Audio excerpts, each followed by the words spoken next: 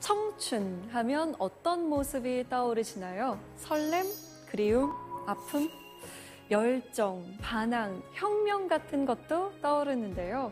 여기 청춘 3부작이라 불리며 이 시대의 청춘의 자화상이라는 소설이 있습니다.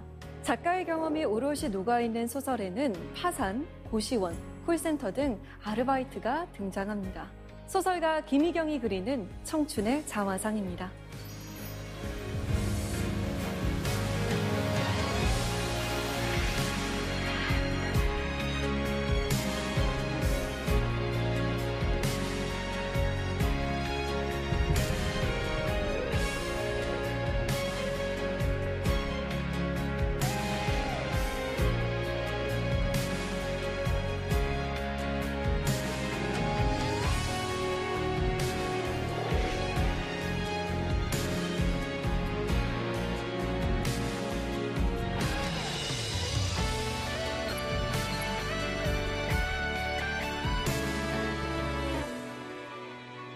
작가님 안녕하세요. 안녕하세요. 네, 참으로 녹록지 않은 현실을 통과해온 것 아닌가라는 생각이 드는데요. 소설을 쓴다는 것이 그 힘든 시간을 버티게 해준 원동력이 되었나요?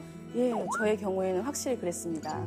오늘 어떻게 경험이 소설이 되었는지 또 제가 경험하고 목격한 청춘이 어떤 것이었는지 말씀드리겠습니다. 네, 그러면 김희경 작가의 청춘과 오늘 만나보시죠. 오늘 강연 잘 부탁드립니다. 감사합니다.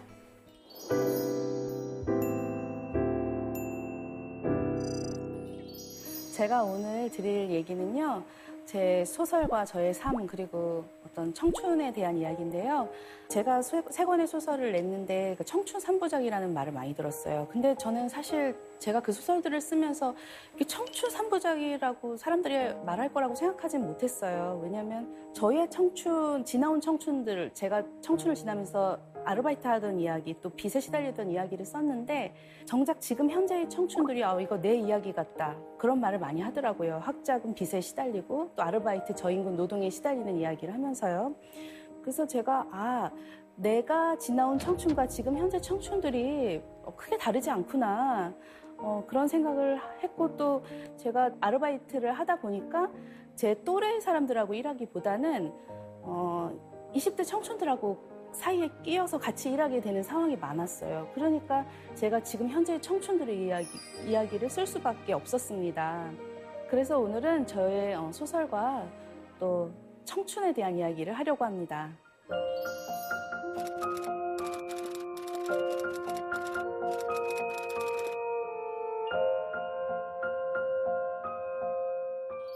저희 어머니가 제가 어릴 때 장사를 하셨습니다. 굉장히 규모가 점점 커졌어요.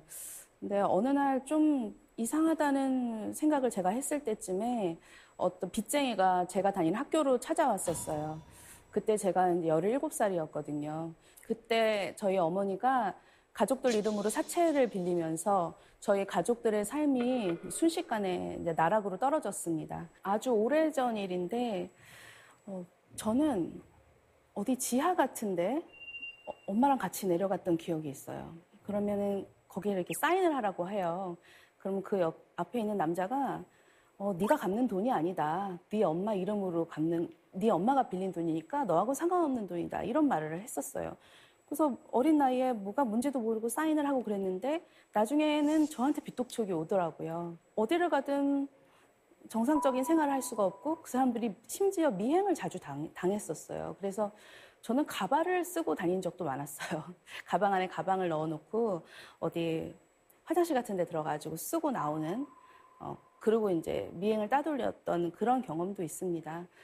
그런 시간을 겪어서 제가 당연히 어머니하고 갈등이 굉장히 깊었고 한동안에 이렇게 좀 연락도 안 하고 거리를 두고 지냈었고 또 저희 가족이 좀 뿔뿔이 흩어져서 산 적도 있었어요.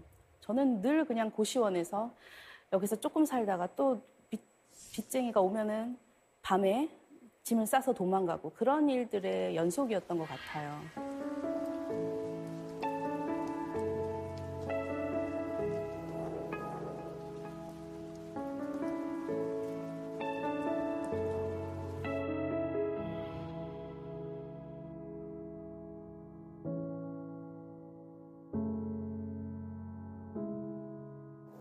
빚쟁이들이 정말 시도 때도 없이 찾아오다 보니까 당연히 정상적으로 진학할 수도 없고 저는 온갖 아르바이트를 전전했습니다.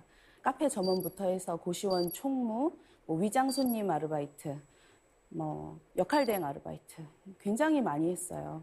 지금 기억에 남는 아르바이트는 제가 인간 CCTV 아르바이트라는 걸 했었어요. 그 당시엔 CCTV가 많지가 않아서 의자 위에 올라가서 이제 좀도둑을 잡아야 했어요, 제가.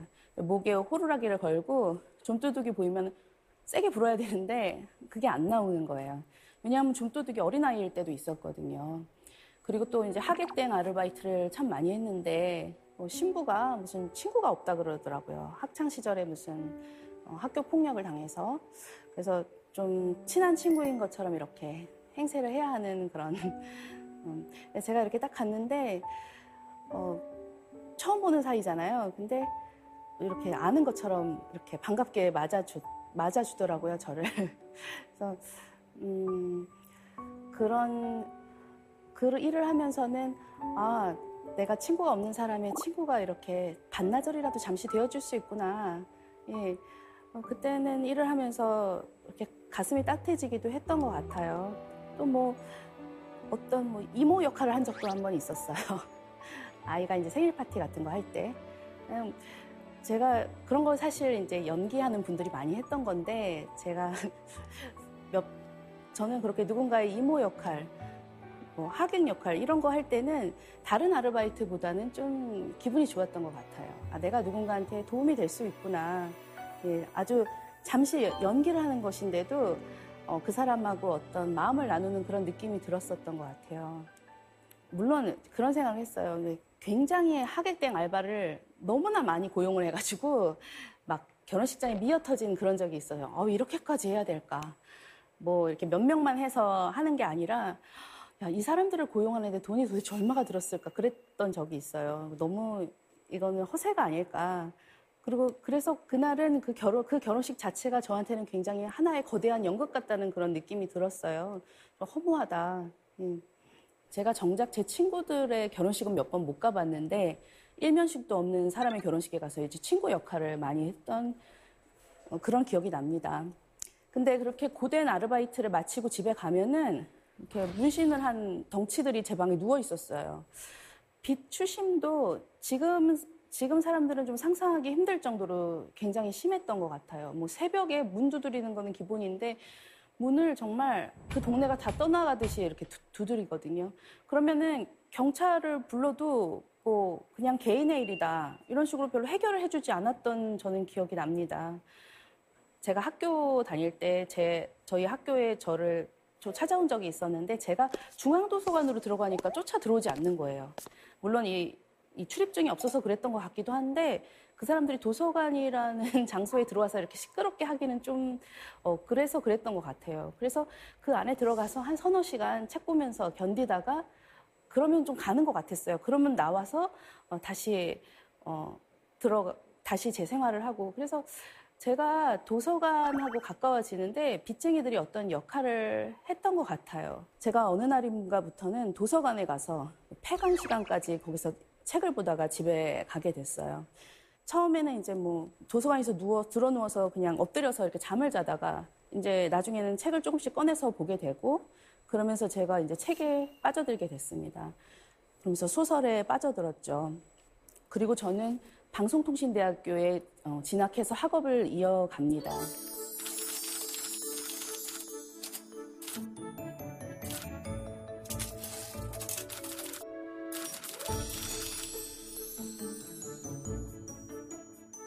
제 인생은 이제 국문과에 편입하면서 어떤 전환점을 맞이하게 되는데요. 국문과에 원서를 넣은 이유는 그냥 소설을 좋아하기 때문이었어요. 제가 그 당시 소설가가 되겠다는 생각은 한 번도 해보지 않았거든요. 근데 대학에 편입을 했더니 이제 같이 수업을 듣는 친구들보다 제가 좀 나이가 많으니까 제가 좀 겉돌게 되더라고요. 그래서 도서관에 그때도 많이 가고 친구들하고 어울리기보다는 그러다가 학교 신문을 이렇게 딱 펼쳤는데 여기 학교 신문 문학상 공고가 딱 나 있었어요. 근데 당선작 50만 원, 가작 30만 원. 그래서 이거를 타야겠다 하는 생각에 제가 일주일 동안 단편 소설 한 서너 개를 빠르게 써가지고 제출을 했어요.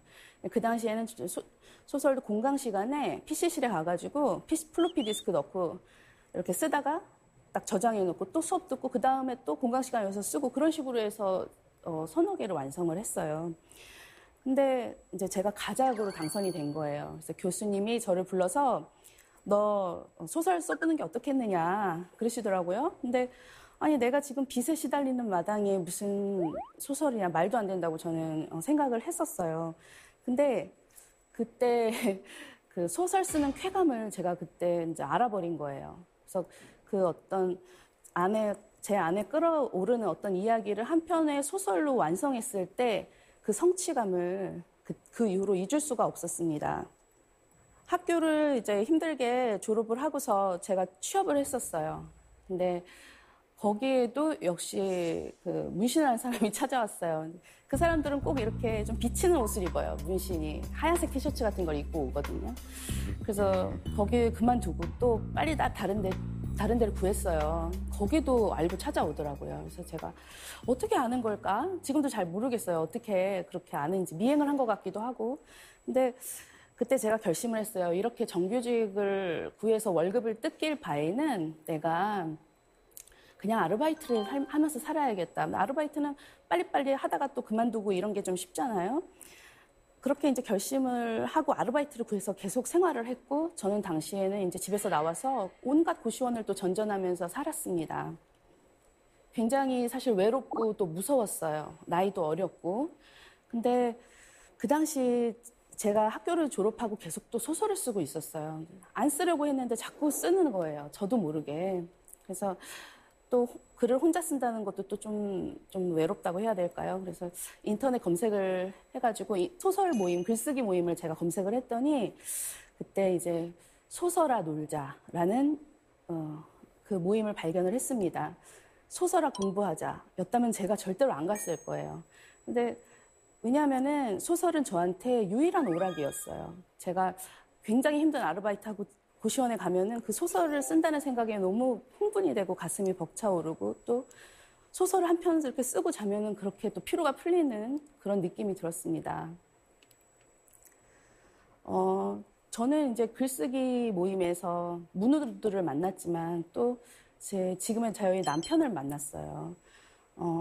그 당시에 저희 남편은 공장에 다니고 있었습니다. 그래서 그 사람도 일을 하면서 한 달에 한 번 이제 서울에 글쓰기 모임 때문에 올라온다고 하더라고요. 그 한 달에 한 번을 위해서 견딘다고 하더라고요. 아마 저를 만나기 위해서 한 달에 한 번 올라오는 것 같았어요. 그래서 제가 정말 첨벙 사랑에 빠져버린 거예요. 소설에 빠지듯이 사랑에 빠져서 그 시절에 저에게 소설과 사랑이 정말 큰 위로가 되어줬어요. 같이 이제 한 곳을 바라보면서 굉장히 열심히 글을 썼어요. 저희가 이제 방에서 이렇게 기역자로 앉아가지고 이렇게 키보드를 이렇게 두드리면은 제가 좀 키보드 좀 조용히 치라고 막 이러면 저희 남편이 연장 탓하지 맙시다 막 이랬어요.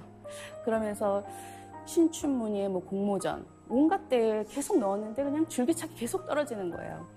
그러다가 2011년에 저희 남편이 저보다 먼저 이제 등단을 하게 됩니다.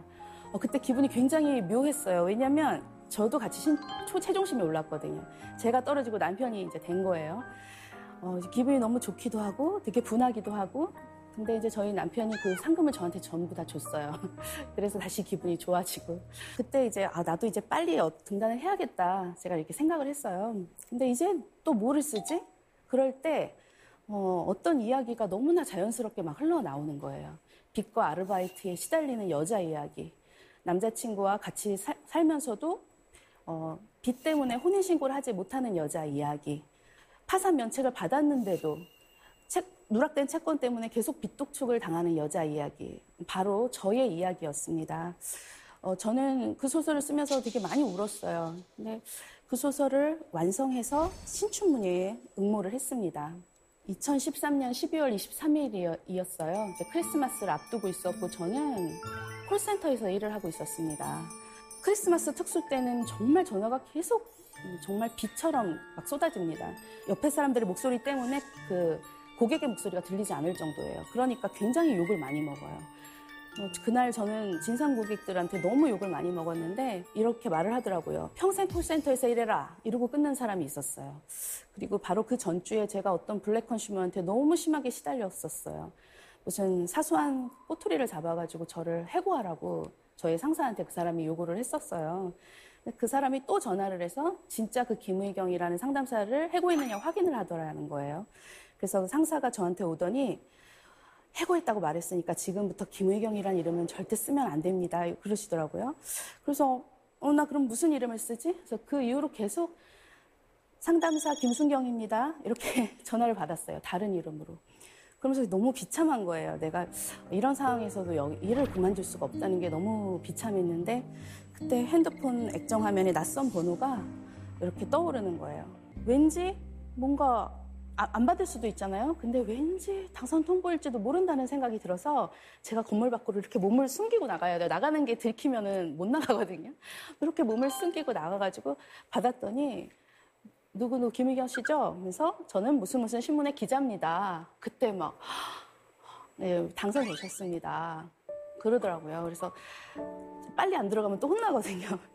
그래서 막 눈물이 막 날락말락 하는데 계단으로 막 올라가가지고 또 이렇게 숙여가지고 그 센터 안에 화장실로 들어갔어요. 화장실 안에 있는 거가 화장실에 있으면 어쨌든 건물 밖으로 나간 건 아니니까 좀 덜 혼나거든요.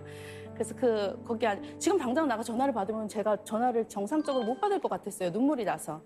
그래서 그 변기 뚜껑 내리고 한 몇 분, 기껏해야 2, 3분 정도 계속 물을 내리면서 제가 울면 소리가 들릴 테니까 그러면서 좀 감정을 이렇게 추스르고 나가서 또 전화를 받았는데 계속 또 다른 진상들이 계속 전화를 거는데 당선 후보를 듣고 나서 받는 전화는 그렇게 기분이 나쁘지 않고 그냥 제가 되게 친절하게 네.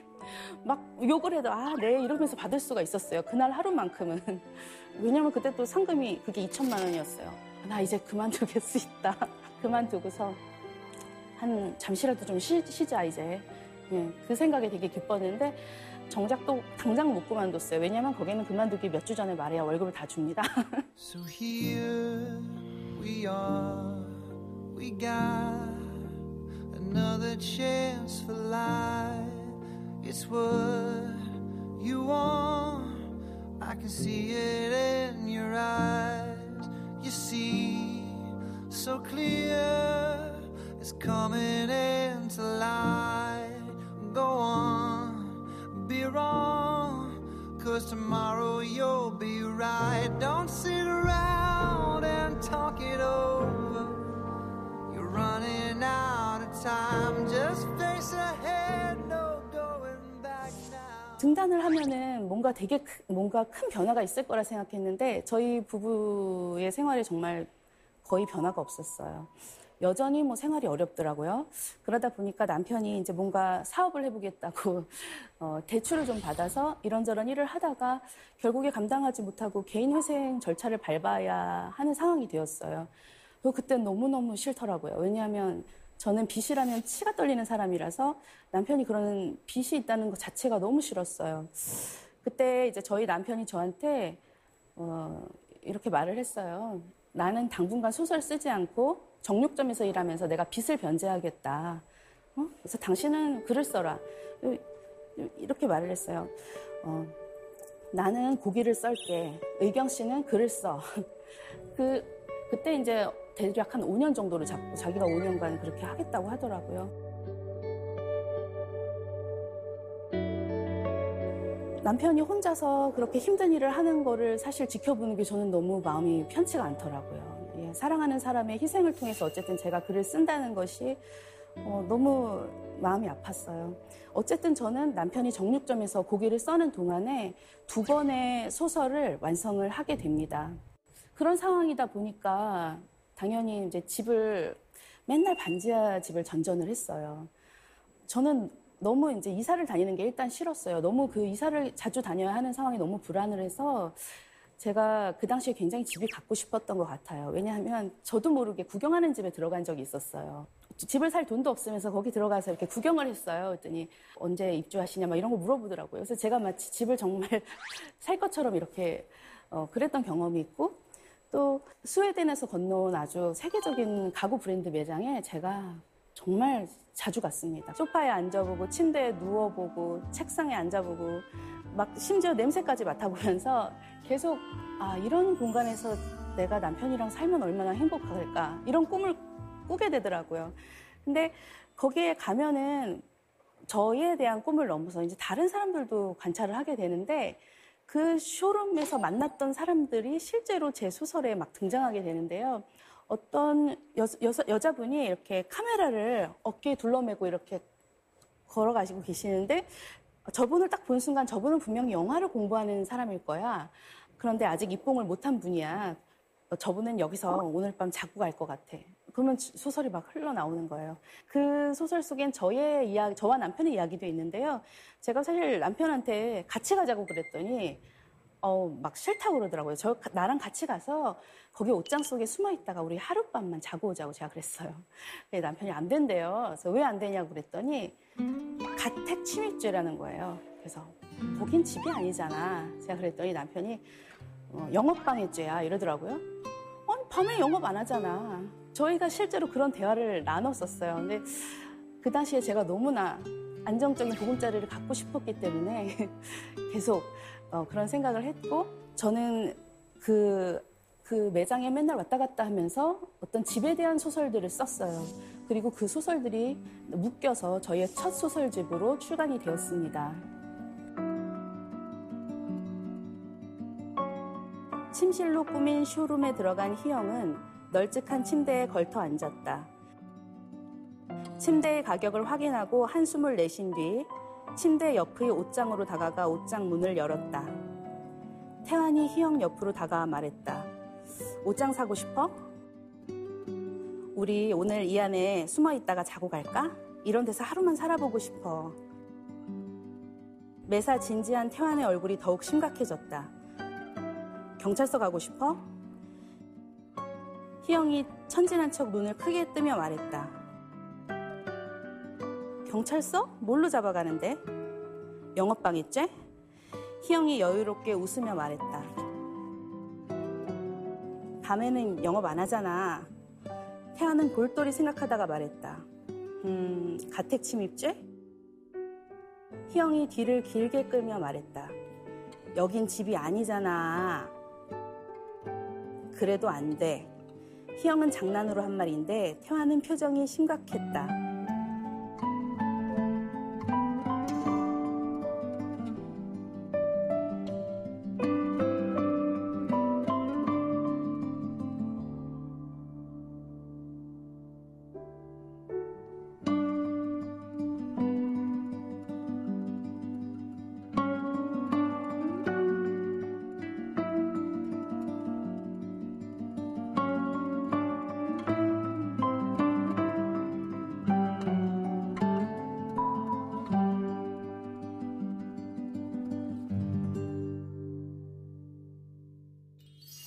소설을 그거 말고 또 한 권을 썼어요. 제가 이제 콜센터 다닐 때 아이디어를 얻은 소설이었어요. 콜센터 이제 잠깐 이제 밥 먹을 때 나오잖아요. 그러면은 그 하나의 건물 안에서 소리가 막 이렇게 들려요. 뭐 웅성웅성하듯이 그 전화하는 소리가 막 크게 들려요. 아, 이게 감정노동하는 소리구나. 저는 그렇게 생각을 했었어요. 근데 그 감정노동이 가장 많이 또 분출되는 장소가 바로 콜센터 옥상이에요. 거기 가면요, 모든 사람들이 다 담배를 피우고 있어요. 정말 민원이 들어올 정도로 굉장히 많이 피워요. 그거는 그렇게 하지 않으면 도저히 스트레스를 풀 수가 없는 그런 상황입니다. 실제로 감정 노동을 해보면. 근데 그곳에 다니면서 사실 제가 그때 30대 중반이었는데 대부분이 20대 여성이 많았고요. 뭐 20대의 휴학생, 뭐 재학생도 있고 또 고등학생들도 있었어요. 교복을 입고 와서 전화를 받는 고등학생도 있었습니다. 그래서 저는 사실 저처럼 30대 뭐 여성 별로 없기 때문에 거기서 이렇게 사람들하고 막 말을 하고 지내기가 좀 그랬어요. 밥도 혼자 먹을 때가 많았거든요. 근데 옥상에 가면 이제 가끔 이렇게 인사하고 지내는 친구들은 있었어요. 그때 봤던 캐릭터들이 실제 저의 소설에 많이 들어간 것 같아요. 물론 이제 단편적인 정보들로 제가 이제 조합을 해서 캐릭터를 만드는데 그런 얘기 들었어요. 뭐 아나운서 시험 본다.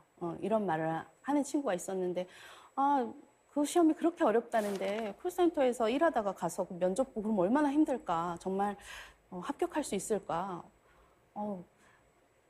그런 생각을 했고 또 뭐 그 콜센터 옥상에서 제 운명이 아주 중요한 남자를, 2명의 남자를 만났습니다. 콜센터 상담사, 남자 상담사 2명이서 이런 대화를 하고 있었어요. 너 왜 연애 안 해?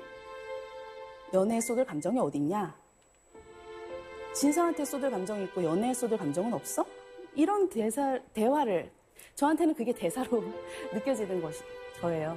그래서 그때 제가 그 말을 들은 순간 감정 노동에 시달리지만 정작 연애는 할 수 없는 지금 청춘들의 현주소다 이렇게 생각을 하고 그때서부터 아마 그 소설이 싹을 막 피웠을 거예요. 제가 만약에 콜센터에 다니지 않고 그냥 취재를 해서 썼더라면은 이렇게 생생한 대사를 길어 올리지 못했을 거라고 생각하거든요. 그래서 그런 캐릭터들을 제가 메모도 해놓고 집에 와서 계속 그 캐릭터들을 발전을 시킵니다. 이 사람을 어떤 캐릭터로 더 만들까? 그러면 소설을 쓸 때 저도 모르게 그때 옥상에서 봤던 친구들을 떠올리면서 쓰게 되더라고요. 그래서 콜센터라는 장소는 정말 저한테 이 감정 노동이라는 것에 대해서 정말 깊게 들어갈 수 있는 너무나 좋은 소설적인 배경이 되어 주었습니다. 그 콜센터에서 일하면서 사실 굉장히 힘들어요. 감정 노동이 그냥 보통 사람들이 생각할 수 없을 정도로 굉장히 강도가 높은데요. 그렇다 보니까 저는 거기서 일하는 동안 맨날 바다를 보고 싶었어요. 그리고 여기에 있는 청춘들을 다 데려다가 바다에 풀어놓고 싶다는 그런 생각을 했고 콜센터에서 일하면서 제가 만난 그 청춘들의 모습을 어떻게든 제 소설에서 이렇게 보여주고 싶었어요. 그리고 진상 고객한테 맨날 당하고 사는데 가서 복수한다는 건 사실 현실에서 이루어질 수 없는 일이거든요. 정말 그렇게 했다가는 그건 범죄가 되는 거잖아요. 그런데 소설 속에서 찾아가서 복수를 시도를 하고 또 해운대 바다에 가서 그동안 가슴속에 이렇게 뭉쳐있던 감정들을 막 풀어놓습니다. 그러면은 잠시라도 좀 같이 통쾌해지지 않았을까 생각해요. 그래서 제가 이런 소설을 쓰게 된 것 같아요. 그러니까 콜센터에서 일하다가 진상 고객을 혼내주기 위해 해운대 바다로 달려가는 5 청춘의 이야기를 제가 구상을 하게 됐습니다.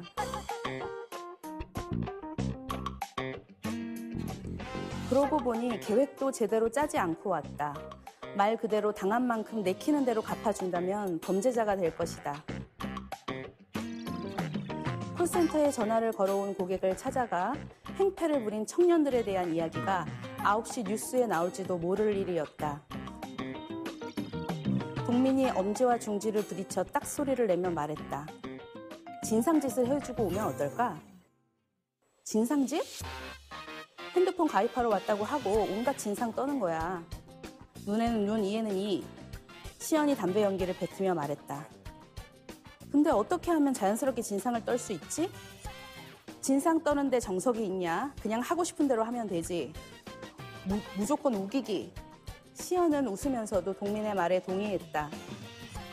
진상들은 모두 각기 다른 이유로 진상을 떨었다. 억지는 기본이었다. 작은 빌미를 잡아 폭언을 하고 일자리를 잃게 만들겠다고 협박했다. 평생 그 일이나 하라고 비아냥거렸다. 그래도 상담사는 진상에게 고개를 숙여야 했다.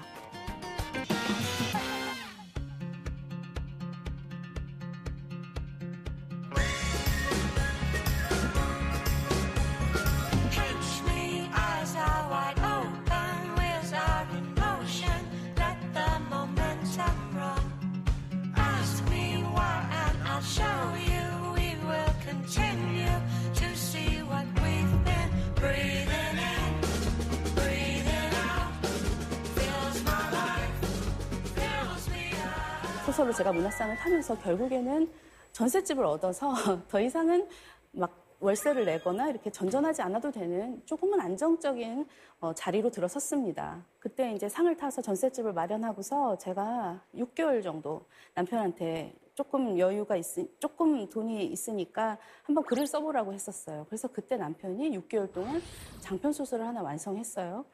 그리고 나서 또 다시 지금은 물류창고에서 일을 하고 있어요.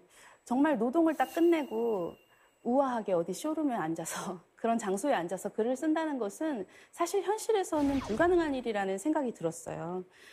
정말 한정된 시간 안에 누군가는 열심히 일을 해야만 다른 한쪽이 쓸 수 있더라고요. 근데 저는 그렇게라도 서로 번갈아 가면서 쓸 수 있는 것은 정말 다행이라는 생각이 들고 그렇게라도 해서 멈추지 않고 계속 쓸 수 있다면 이건 해볼 만하다는 생각이 들었어요. 그래서 제가 최근에 이제 남편이 또 한동안은 글을 못 써서 물어봤어요. 이제 글 안 쓸 거야? 근데 남편이 이러는 거예요. 아니, 내 머릿속에 소설이 28개가 있어. 그러는 거예요. 그래서 저는 너무 행복하더라고요. 내가 앞으로 28권의 소설을 출간할 사람의 아내라는 것이 저는 너무나 행복했습니다. 언젠가는 남편의 이야기도 세상 밖으로 나올 거라고 생각합니다. 그리고 이제 저희 남편이 최근에 7월에 그 개인회생 변제 계획을 모두 수행해서 면책을 받았습니다. 그때 부부가 축배를 들었죠. 그래서 지금은 어쨌든 둘 다 빚이 없는 상태예요. 그리고 이제 신용카드를 하나 발급을 받았어요, 남편이. 그래서 제가 그 신용카드를 보면서 어쨌든 이거를 한 장을 받았다는 것이 그동안 빚 때문에 너무 고생을 했기 때문에 뭔가 사회에서 이것도 뭔가 카드를 하나 받았다라는 생각이 들더라고요.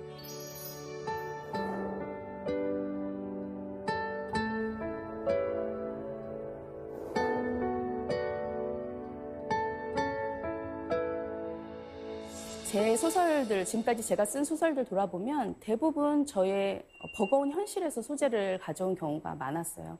막상 그 시간을 지날 때는 너무 힘드니까 이것이 언젠가는 소설이 될 것이다. 이런 생각을 사실 못 했거든요. 그냥 콜센터 다닐 때도 너무 빨리 막 그만두고 싶었어요. 맨날. 근데 아무리 비루한 현실도 결국에는 제 소설의 소재가 되어주더라고요. 저는 아르바이트 하면서 만난 사람들한테서 굉장히 글감을 많이 얻었고, 또 제 주변 사람들, 특히 이제 가족에게서도 글감을 많이 얻고 있습니다. 이 소설가의 경험이 쓰는 재료가 되는 건 어찌 보면 당연한 일이지만, 그래도 이렇게 소설가와 소설이 딱 붙어 있는 느낌은 조금 부담스러울 수도 있을 것 같아요. 어떠세요? 처음에는 좀 부담스러운 부분이 있었어요. 왜냐면 너무 자전적인 소설인데다가 또 그게 평범한 내용이 아니어가지고 누가 이걸 보고 막 또 빚쟁이가 찾아오면 어떡하나 그런 생각도 했었는데 지금은 저는 그냥 이게 바로 저의 일이라는 생각이 들어요. 밥 먹는 것처럼 똑같이 제 삶을 들여다보고 그거를 소설로 표현하는 것이 제 일이기 때문에 지금은 전혀 부담 없이 쓰고 있습니다. 이런 질문을 굉장히 많이 받았어요. 왜 그렇게 청춘이라는 테마에 집착하세요? 청춘 소설을 왜 이렇게 많이 쓰세요? 근데 저는 정말 아직도 그렇게 청춘 소설을 너무 쓰고 싶어요. 왜 그럴까? 제가 생각을 해봤는데 저의 청춘이 좀 제 의지로 인해서 흘러갔다기보다는 자의반 타의반 이렇게 흘러간 부분이 있다 보니까 제가 마치 배우처럼 배우는 그 어떤 사람을 연기를 하면서 그 사람의 인생을 함께 사는 것처럼 저도 제 소설 속 인물들하고 제 20대 청춘을 다시 살아보고 싶은 마음이 제 안에 있는 것 같아요. 사실 그러니까 제 소설에 나오는 청춘들의 모습이 그렇게 막 밝기만 하지 않아요. 어두운 부분도 있고 굉장히 힘들고 절망스러운 그런 상황이기도 하고 또 빚에 시달리고 있어요. 그런데 그러면 제 소설에 나오는 청춘의 모습에 주목해주는 이유가 뭘까? 제가 생각을 했는데 그럼에도 불구하고 또 꿈이 있습니다. 그 지점을 향해서 막 달려가고 있고요. 그래서 저는 청춘이란 테마는 영원히 그런 꿈을 향해 달려간다는 점에서 모든 사람들이 좋아하고 관심을 가질 수밖에 없는 그런 테마라고 생각을 합니다. 지금도 저는 소설을 향해서 맨날 달려가고 있어요. 그래서 저는 아직 제가 청춘이라고 생각합니다. 소설이라는 걸 발견한 이후로 너무나 저의 청춘을 너무나 불사르면서 살 수가 있었어요. 그래서 저한테는 그게 소설이었지만 다른 사람들한테는 분명히 무언가가 있을 거라고 생각합니다. 아직 찾지 못했을 뿐이지. 그래서 많은 분들이 자기가 진짜 하고 싶은 일을 찾았으면 좋겠어요. 그게 반드시 사회에서 너무 인정받고 추앙받는 건 아닐 수도 있습니다. 하지만 내가 그것을 하면서 살아있는 느낌이 드는 그런 일을 예, 모든 분들에게 반드시 있는 그것을 찾으셨으면 좋겠어요.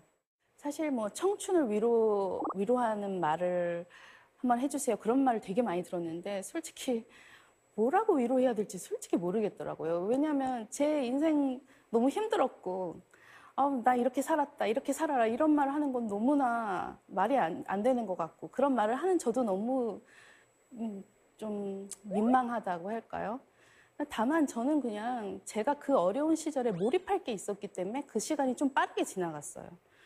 그리고 이제는 조금 나아진 상황에서 그 시절을 돌아볼 때 자꾸 눈물이 나는 거예요. 그때 뭐 몇십 년 전에 저를 너무 좀 지금에 와서 막 안쓰럽게 돌아보게 되더라고요. 그래서 저는 저 자신을 사실 동정하고 싶지 않아가지고 그렇게 하지 않으려고 하는데 제가 그때 저에게 그래도 너 그때 참 잘했다. 막 너무 예를 들어서 그런 상황에서 맨날 술 마시고 어디 도망가지 않고 그래도 그 상황에서 네가 좋아하는 걸 찾아서 네가 열심히 했으니까 제가 그때의 저에게 그때의 저를 제가 만날 수 있다면 너 잘했다 이렇게 얘기하고 싶어요.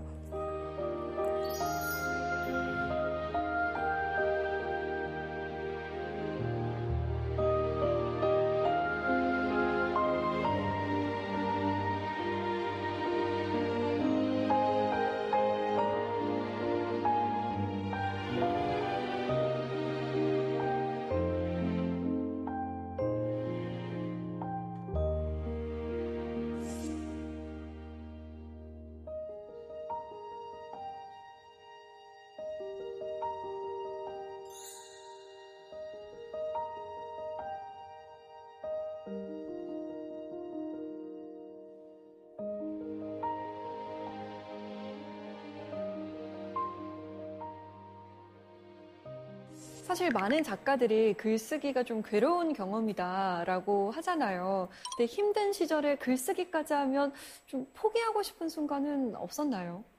솔직히 포기하고 싶다고까지 생각은 왜 안 했냐면 제가 그나마 방해받지 않고 할 수 있는 일이었어요. 그게 제 골방에서 하는데 아무도 방해할 수 없어서 했던 일이었거든요. 그래서 정말 한 번도 시작한 이후로는 포기라고까지는 생각해 본 적 없고 다만 너무 일이 힘들 땐 못하니까 너무 억울한 거예요. 나 하고 싶은 거 하고 싶으니까. 근데 그래도 이 소설이라는 거는 또 돈도 많이 들지 않습니다. 남이 버린 중고 컴퓨터 갖다가 썼어요, 소설을. 그렇게 제가 하고 싶었던 게 어쨌든 제 의지가 있으면 그래도 조금씩 할 수 있는 일이었거든요. 그래서 그 부분에 대해서는 좀 운이 좋았던 것 같아요. 그리고 요즘은 옛날보다 좀 게을러진 부분이 있어요. 오히려 조금 여유가 생겼다 할까요? 심적인 여유가 생겨서 제가 옛날에는 그렇게 어려운 상황에서도 책도 막 밤에 와가지고 졸면서 보고 막 이랬잖아요. 네, 요즘은 막 시간을 낭비할 때, 그럴 때 저를 좀 채찍질하면서 다시 어서 가서 써라. 소설가라는 이름을 얻었으니까 어서 소설가로서의 삶을 살아라. 그렇게 저한테 말해주는 편이에요. 저희 어머니도 이제 저한테 소설의 재료를 던져주는 분인데요. 저는 어머니를 되게 미워했어요. 엄마 때문에 저희 집안이 너무 힘들어졌고 또 제 인생도 너무 힘들어졌다고 생각을 했거든요. 근데 저는 저희 어머니를 통해서 이 사회를 좀 더 깊이 들여다보게 된 것 같아요. 제가 지금 쓰고 있는 소설이 70대 여성에 대한 소설인데요. 70대인데도 불구하고 노후 대비가 전혀 돼 있지 않아서 고된 노동을 하는, 그러니까 아파트 헬스장 안에서 미화원으로 일하는 어떤 여성의 이야기입니다. 이 여성은 일을 하다가 허리골절을 입게 돼요. 그래서 산재로 인정을 받아서 잠시 쉬게 됩니다. 평생 고된 노동을 하다가 이제 다치고서야 쉬게 된 거예요. 근데 저희 어머니가 실제로 아파트 헬스장 미화원으로 일을 하다 허리골절을 입으셨어요. 그때 제가 간병을 하면서 지금 그 소설을 구상을 하게 됐어요. 그러니까 저는 제 어머니한테 이런 일이 없었으면 제가 그런 소설을 썼을 것 같지는 않거든요. 그래서 어머니가 저한테 물론 빚도 물려주셨지만 저한테 글감을 던져주시는 그런 존재입니다. 그런 점에서 저는 정말 행복한 사람인 것 같아요. 저는 제 삶에서 너무나 풍부한 소설의 재료를 얻고 있고 지금도 쓸 게 너무 많은 거예요. 저는 소설가이기 때문에 행복할 수 있었다고 생각을 해요. 왜냐하면 저는 쓸 게 없는 소설가처럼 불행한 존재는 없을 거라고 생각하거든요. 저는 현실을 기록하는 사람이 되고 싶습니다. 소설가로서 지금 이곳의 이야기를 하고 싶어요. 100년, 1000년 뒤에 누군가 제 소설을 읽는다면 21세기에 한국 사람들이 이렇게 살았구나. 그렇게 생각한다면 저는 기분이 되게 좋을 것 같아요. 그래서 저는 지금도 늘 제 주변인들과 제 삶을 돋보기로 들여다보고 있습니다. 또 이런 질문을 받은 적이 있어요. 어떻게 그렇게 그런 힘든 시기를 견디셨습니까? 그러니까 소설이라는 것을 제가 찾기 전에 저는 현실이 악몽 같았어요. 저는 아침에 딱 일어나면 어떤 생각이 들었냐면 오늘 또 나가서 하루 종일 일을 해야 되는구나. 이게 너무 끔찍하게 느껴졌어요. 근데 그 일을 해서 또 그 돈으로 내가 취하는 게 아니라 빚을 갚아야 되고 그런 게 너무 무섭고 이런 끔찍한 현실이 제 평생 계속될지도 모른다는 생각에 너무 소름이 끼치고 아침에 이렇게 식은땀 흘리면서 깨어나는 적이 많았어요. 또 가위에 눌린 적도 굉장히 많았거든요. 근데 제가 소설을 내가 쓸 수 있다는 걸 알게 된 이후로 제 인생에 한 줄기 빛이 이렇게 새어 들어오는 그런 느낌을 받았어요. 왜 그랬냐면 이 소설이라는 것이 나한테 어떤 사회적인 이름을 줄 수도 있겠구나 그런 생각을 하게 된 거예요.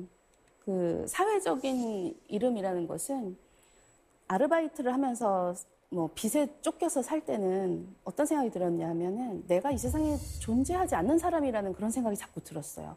뭔가 무슨 주민등록이 있지만 마치 나는 그런 명부에서 없어진 사람이라는 그런 느낌을 자주 받았었거든요. 그래서 콜센터에서 그 진상고객이 저를 해고하라고 하고 저의 이름을 쓰지 말라고 했을 때 내가 사회로부터 허락받은 아주 최소한의 이름마저 빼앗겼다는 그런 생각이 들어서 너무 절망적이었고 내가 어떤 한 분야에서 경력을 쌓을 수 없다는 게 되게 무서웠어요. 그거는 계속 저임금 노동을 해야 된다는 뜻이잖아요. 근데 제가 글쓰기 모임에 나가서 글 좋다 이런 얘기를 들으면 내가 어쩌면 소설가라는 사회적인 이름을 얻을 수 있겠구나 이런 생각을 하면서 막 굉장히 희망이 부풀어 오르는 거예요.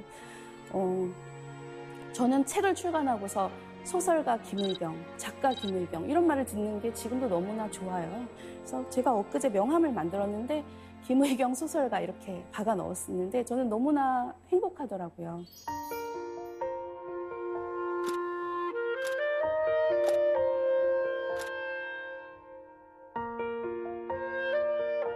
저는 이렇게 어렵게 얻은 저의 사회적인 이름을 지키기 위해서 평생 글을 쓸 생각입니다. 제 삶이 끝나지 않는 한 저의 글쓰기도 끝나지 않을 것입니다. 지금까지 제 이야기를 들어주셔서 감사합니다.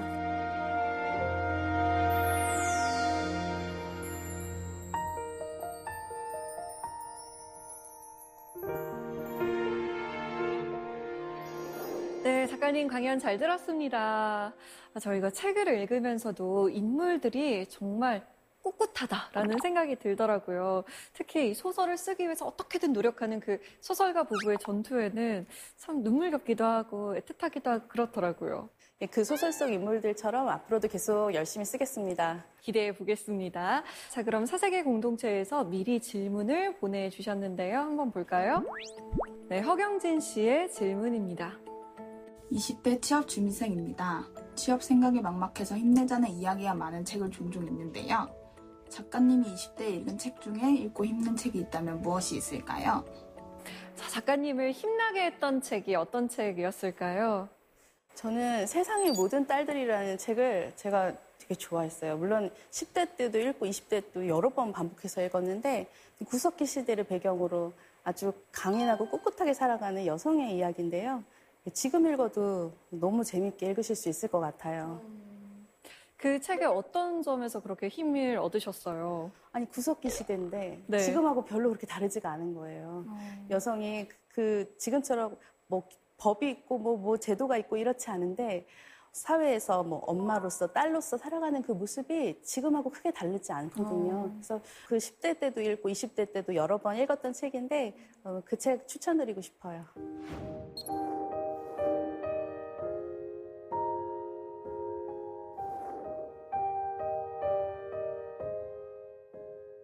네, 두 번째 질문은 태연이 씨의 질문입니다. 콜센터에서 일하셨다고 들었습니다. 콜센터 직원에게 진상을 부리는 그런 진상 고객에게 한 말씀 해주실 수 있을까요? 그리고 그 진상 고객을 퇴치하는 노하우 이런 것도 있으면 좀 알려주세요. 진상 퇴치법 따로 있나요? 진상 퇴치법. 딱히 그냥 저는 정말 지금도 그걸 잘 모르겠어요. 사실 퇴치법이 없어요. 그냥 계속 미안합니다, 죄송합니다. 저는 그 말을 하는 것 말고는 솔직히 모르겠어요. 그 사람들이 너무 자존감이 낮아진 상태에 계신 분들이기 때문에 상담사는 계속 그분이 화가 가라앉을 때까지 계속 사과하는 방법밖에 없었습니다. 다만 제가 너무 아쉬웠던 것은 그분들도 대부분 서비스직에 종사하는 사람, 심지어 콜센터 상담사를 일했던 사람들이 많다고 해요. 그러면은 같은 처지에 있는 사람들끼리 서로 괴롭히고 그런 상황이잖아요. 네. 그게 굉장히 가슴 아팠을 뿐입니다. 거기 다니면서는 하지 못한 말을 하고 싶어요. 어떤 말인가요? 너 그렇게 살지 마. 세상에 네 그 화 다 들어줘야 될 사람 이 세상에 없어. 거울 보고 너한테나 해라. 제가 방금 들었는데 왠지 속이 시원한데요. 아마 그분은 이 방송을 보신다면 나한테 하는 말인가? 라고 생각이 드실 거라고 생각이 듭니다. 자, 오늘 김희경 작가의 이야기를 쭉 들어봤는데요. 앞으로 나도 나의 삶을 좀 더 면밀하게 살펴봐야겠다라는 생각과 함께 좀 더 꿋꿋하게 잘 살아봐야겠다라는 생각도 들더라고요. 오늘 귀한 이야기 나눠주셔서 감사합니다. 감사합니다.